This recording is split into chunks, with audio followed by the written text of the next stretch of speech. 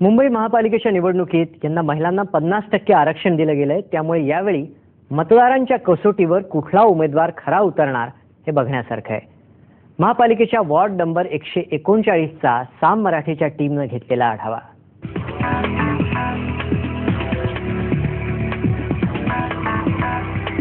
गोवंडी पश्चिमेकडील देवनार म्युनिसिपल कॉलनीचा परिसर वॉर्ड क्रमांक 139 म्हणून ओळखला जातो। 2007च्या महापालिका निवडणुकीत हा वॉर्ड राखीव होता, पण यंदा हा वॉर्ड सर्वसाधारण गटासाठी खुला करण्यात आलाय। अनेक समस्यांना तोंड देता देता वॉर्डातील लोकांच्या नाकी नऊ आलंय। काँग्रेसचे विद्यमान नगरसेवक शशिकांत पाटील हे गेली 5 वर्ष या भागात फिरकले नाहीत किंवा कोणाला दिसलेही नाहीत। जिथे कुंड्या नाहीत, कचऱ्याची विल्हेवाट नीट लावली नाही जात नाही, जेणेकरून आरोग्याला आज किती नागरिकांच्या आरोग्याला धोका झालेला आहे निर्माण। या परिसरात पालिकेनं बांधलेलं हे उद्यान, या उद्यानात झाडं तर सोडा पण कुठल्याही सुविधाही नाहीत। तरीही या ठिकाणी महापालिकेचे 2 सफाई कामगार नियमित येतात। त्यांच्याही अडचणी या निमित्तानं समोर आल्या। ग्रिल नाही, काय नाही, गेट नाही, काय नाही, आम्ही काय करणार? पब्लिक आम्हालाच फसवते।